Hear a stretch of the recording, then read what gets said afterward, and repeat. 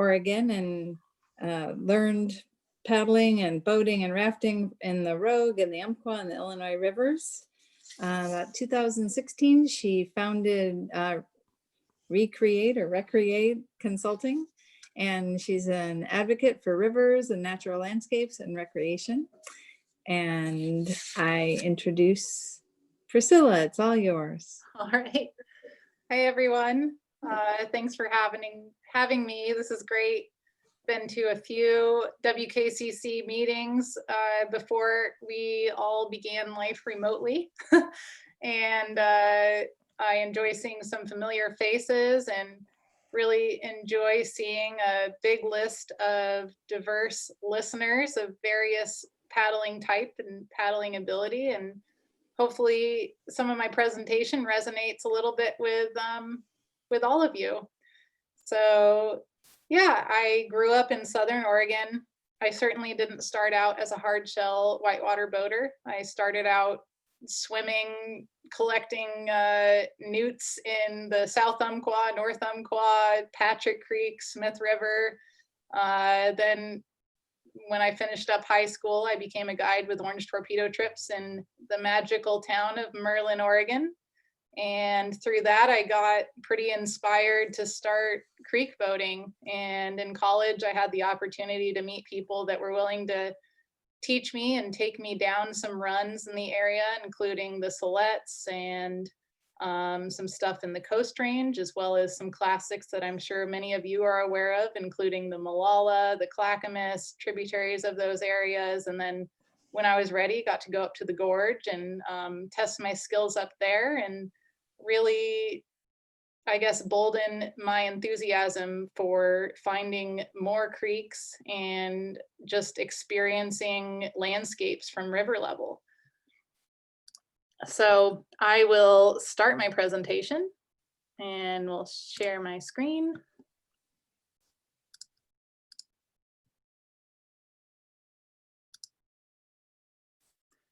All right, hopefully that works for everyone. So my presentation is talking about the rewards of adventure creek boating, and more importantly, I wanted to talk a little bit about the things that I've learned that have helped me be able to enjoy creek boating versus being nervous about it, and some of those skill sets that might not seem so obvious that I've learned how to practice as the years go on. So one of the reasons that I really love adventure creek boating or just paddling streams off the beaten path is it really allows you to see these landscapes that when you're in there, it feels like and it seems like nobody else has ever possibly been there or seen these things, which of course is usually not true. Of course, there's been explorers and indigenous groups that I'm sure have seen these areas before, but I think that we've really lost a sense of the specialness of some of these areas. And I find that experiencing these areas by way of whitewater craft really connects me to these areas. This is a picture of a creek in the Wallowa Range in northeastern Oregon, a really, really special place. And here's another one in the Wallowas. Watching our friends paddle a stream that for me was a little bit higher water than I wanted to put on, but it was very exciting to be able to watch them and take photos from a bridge and ask them what their experience was like when we met them at the end. This is a creek closer to home for me. This is a fork of Indigo Creek, something that had been on my list for a very long time. And this canyon particularly stood out just because it was somewhat small and vertical, and there was incredible biological diversity, and the canyon just really stood out to me. And I think one of the draws for me to Southwest Oregon is it has such a rugged and remote landscape, and because of various issues related to access and gates and figuring out when the flow is right, when it's not too cold, when the road's not snowed in, this area really appeals to me. This is a fork of or a tributary of the Clackamas. It's called the Kallawash River. It's called the Big Dog section, and it is truly an incredible landscape. I really love seeing landscapes where there's boulders that are larger than life, and it kind of makes you feel like ants in a landscape, and you can see the paddler in the background. That gives you a little sense of scale for the rapid and the geologic features. Something that I really find as a reward for some of these areas that I find myself in is feeling small, which might seem odd, but I really like that sense of scale. This is a creek, I believe it was in Montana, a creek that I really pushed for that maybe wasn't at the greatest water level, but another experience where I found myself in a canyon where I was just awestruck. This is Christie Creek, which is, for those of you folks that would live in the Willamette Valley, a tributary of the North Fork, Middle Fork, Willamette River, comes in to the end of the Miracle Mile. That was another one that had been on my list, and I felt I had been preparing myself for many, many years, and was really happy to be able to experience it at least once in my paddling career. This is another one up in the Wallowas, and as we go through the presentation, I'll talk about more about the things that I've found are useful for preparing for experiences. But seal launching and dealing with wood, I think that this photo portrays it well, and it's a photo of someone who is very competent at paddling. Ben McKenzie, someone who I've done a lot of trips with and learned a lot from, and it's always a joy to watch him paddle. He's a very skilled paddler. This is a creek that my husband, Jacob Cruiser, it was and in many ways still is a project creek of his that is very close to home, and he spent uncountable hours scouting, looking at maps, walking down the creek in the summer to figure out what it looks like, figuring out the driving routes. It's in the Coast Range, just west of the Willamette Valley near Dallas, Oregon. And that area is kind of notorious for being very difficult in terms of access. There's a lot of private logging gates, so if you want to access it, you often have to time it with the hunting season and hope that the flows line up when the gates are open, or hike a lot of miles with your kayak on some gravel roads. Oops. Another picture of the Wallowas, a friend choosing to portage that same rapid that I talked about. My friend Ben was seal launching through. I think this exhibits some of the skill sets that I find important in adventure boating, is being able to make a decision whether you want to seal launch at river level or if you want to take a route and portage around. So we'll get into the next part of my presentation is, what do you do to prepare for paddling those runs that are kind of off the beaten path? This is a picture of the Brighton Bush River, a river I'm sure many of you are familiar with. Something I'd like to note, I think many people who know me or know of me and my husband's adventures assume that we don't enjoy maybe the guidebook runs or the often paddled runs. I think we get a lot of enjoyment out of doing those runs and really love doing those types of trips with various groups of people and showing people down. And I think that I can speak volumes for the incredible rivers that are in various guidebooks, including the one published by Pete Giordano in the WKCC, Soggy Sneakers, the classic. We just, basically, we love being on rivers. So I think that's something that all of us can relate to. So no matter where it is, I think a lot of us would find the sentiment true that we'd rather be on the water than sitting at a desk behind a computer or anywhere else. And I just love that about our sport. Something that I've learned, this is a picture of myself trying out some moves on Butte Creek, which is near Scott Mills, which is near Silverton, Oregon. And I think making your backyard run a training ground is so valuable. So it doesn't matter if your backyard run is a class 1 run or a class 3 run, or if you're at the ability level, a class 4 run.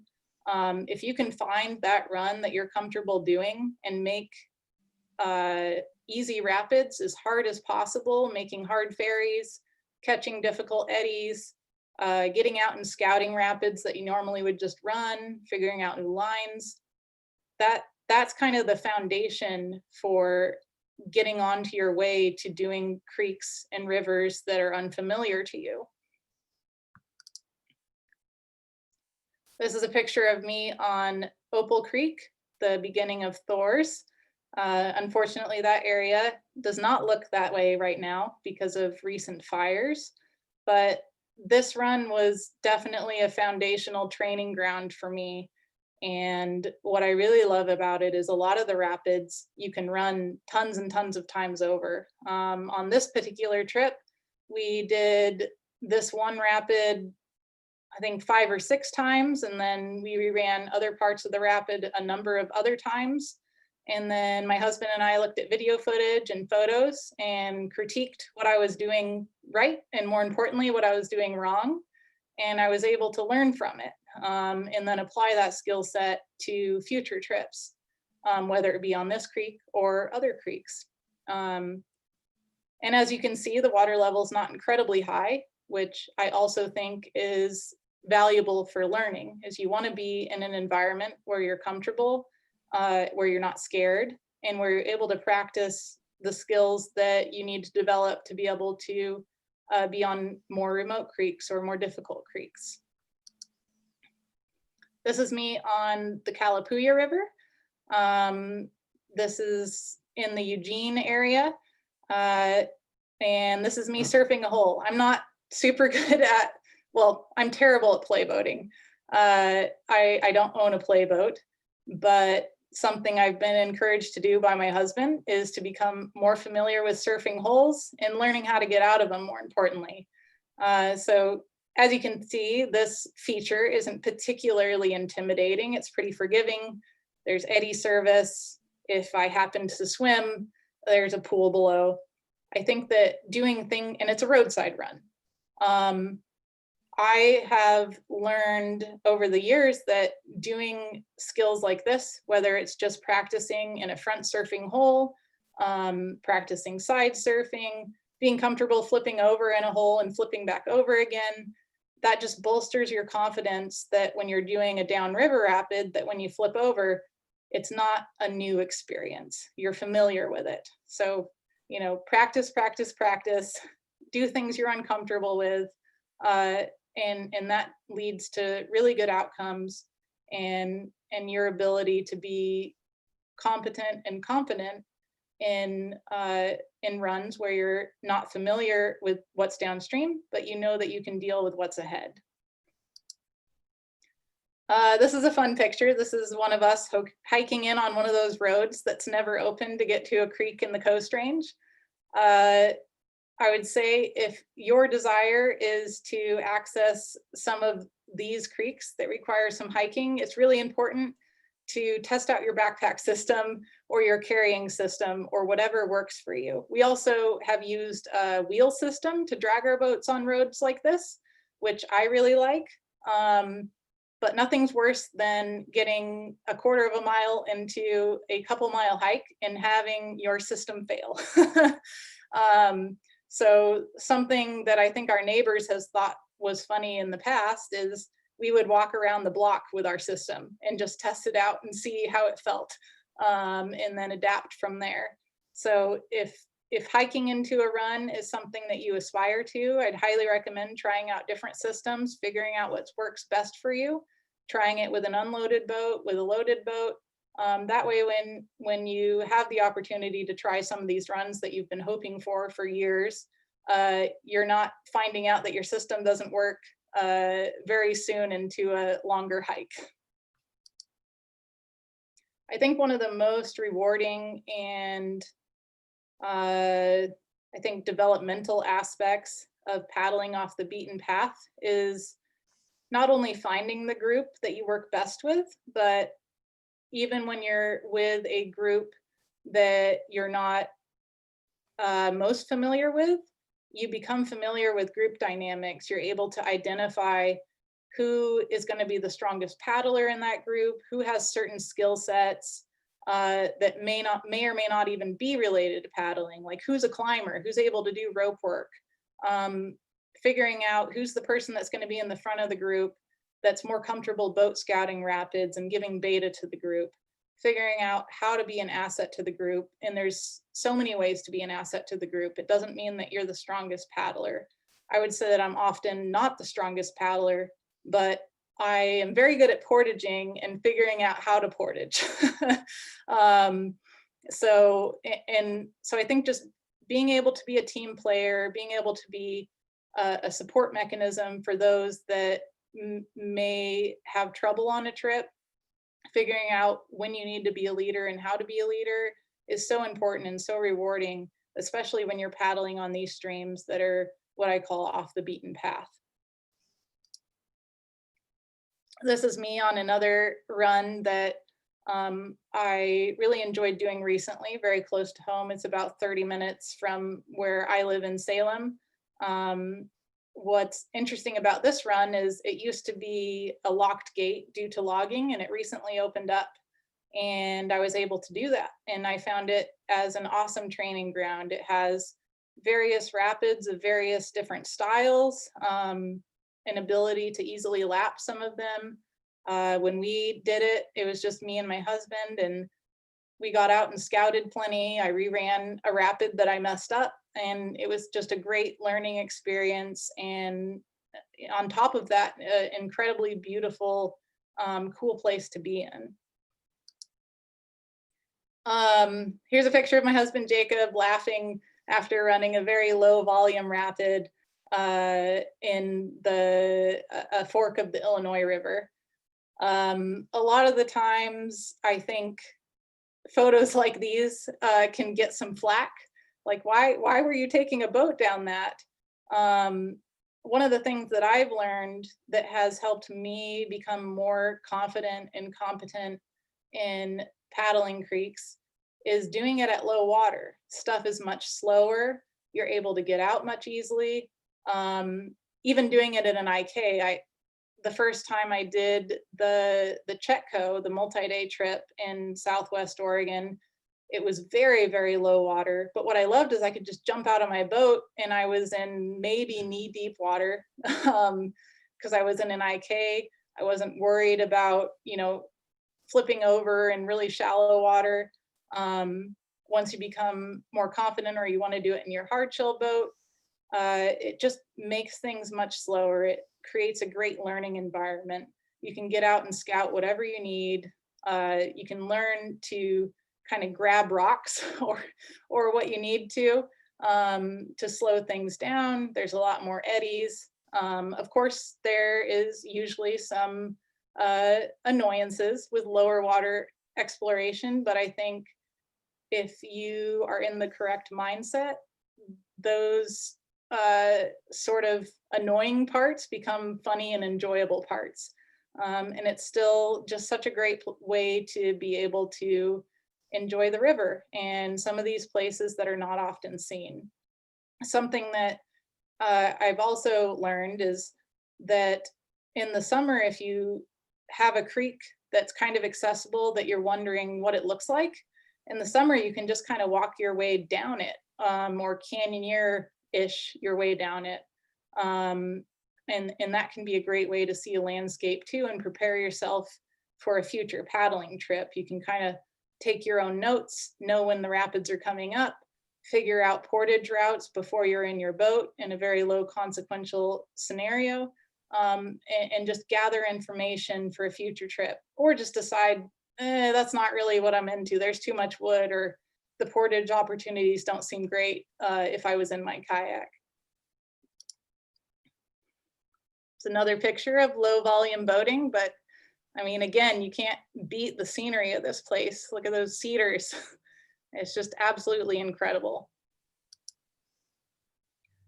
Something that I think often comes up as a question or a conversation with people that I paddle with or talk to about paddling is, how do you practice for safety on these types of rivers? I think the best way to do it is always have your throw bag with you whenever you get out of your boat, whenever you're scouting.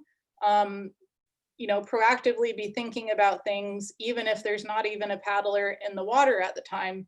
Like, if someone was paddling this rapid, what would be the best position I could be in to help them if they were? Watching other paddlers that are more experienced than you, where are they putting themselves to be helpful?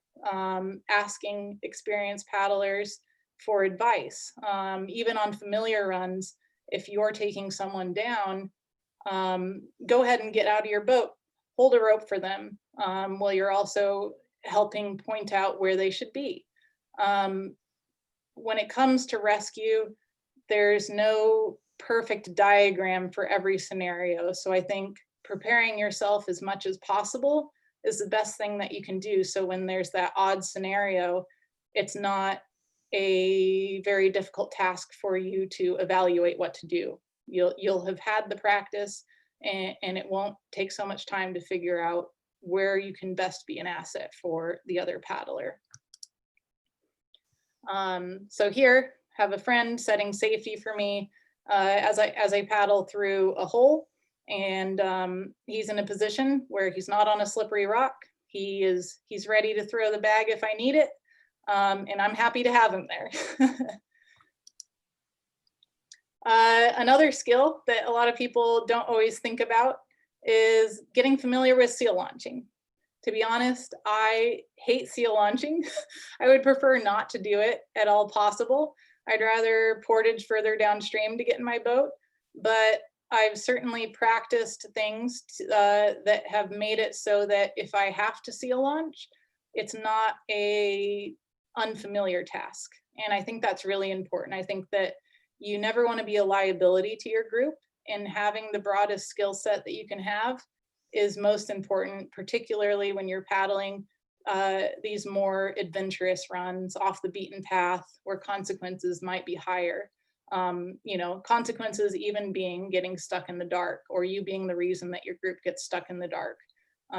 So I think that practicing this in, you know, even if it's at a pool off of a diving board, is valuable, because you don't want to be in a scenario where you have to seal launch and, you know, like in this scenario where there's a rapid downstream and all you're worried about is flipping over. So that's another one of those skill sets that I think is really valuable to be comfortable with, even if you don't like doing it. Here's me making a funny face helping a friend portage a rapid, and this was kind of a tricky one. What you can't see is there's a weird undercut that we're moving the boat around. So I think being able to be a team asset, learning how to portage, learning how to help, you know, learning how to be safe, also watching your group, figuring out when they might need help or when they're struggling but maybe can't communicate that to the rest of the group is really important. Wood, that's always the fun one to talk about.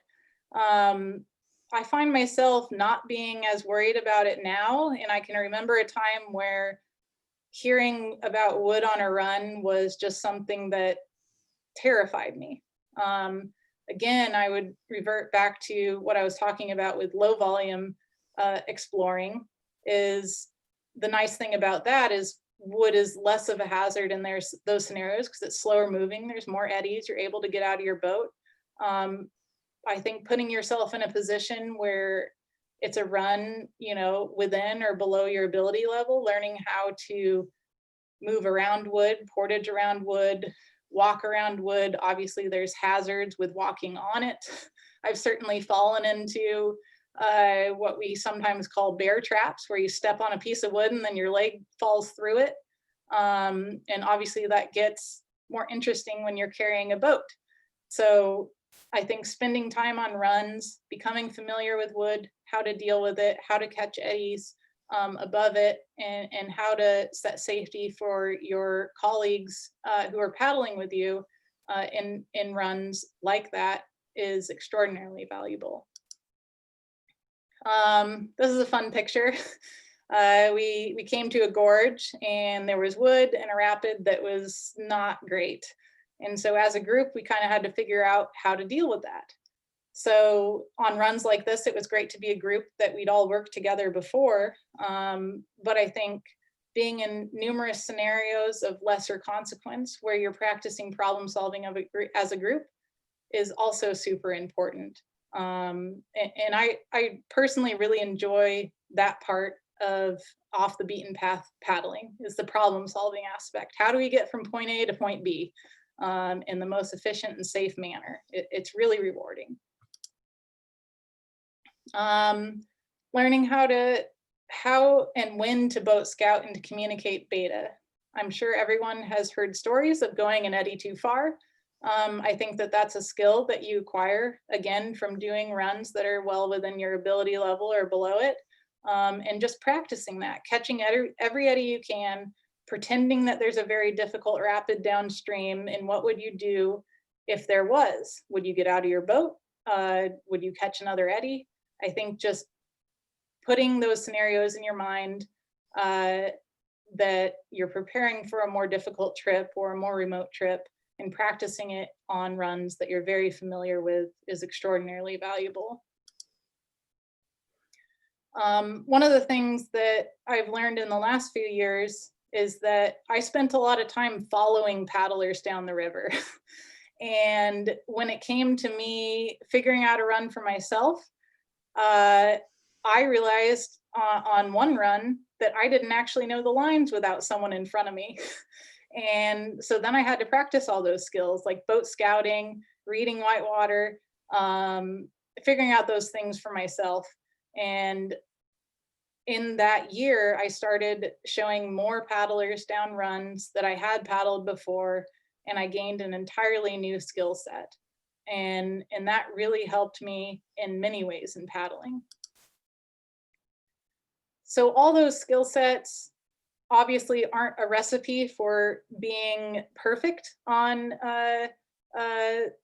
runs that are remote and not necessarily in the guidebook, but I think it puts you in a great position to be ready to seize unique opportunities when they come along. When Upper Thomas Creek is available and the gates open, you are able to say yes versus say, oh, I'm not, I'm not sure about that. It's really on my list. I want to do it, but I don't think I'm ready to do it. So I think taking as many opportunities as you can to practice these sorts of skill sets and be competent not only in just the whitewater navigation skill set, but some of those latent aspects that I just talked about will be pretty rewarding if this is the type of boating that you really want to do. So one of the last things that I will say is if you're interested in reading more about some of the adventures that my husband and myself and others have done, there's his blog, Into the Outside, and there's the website. Also am a host of a podcast that talks about all sorts of river topics and goes on rants about various things and is sometimes entertaining. And of course, American Whitewater will keep you up to date on important aspects of river conservation, threats to river access, and keeping up to date on current river beta on their National Whitewater Inventory. So I really appreciate the time to share my story. Hopefully some of that was valuable, and I really appreciate you all inviting me to be here. Thank you, Priscilla. And there were a number of questions in the chat. A lot of them were, which river is that? Oh, yep. I'm just now seeing that because all I could see was my my presentation. Yeah.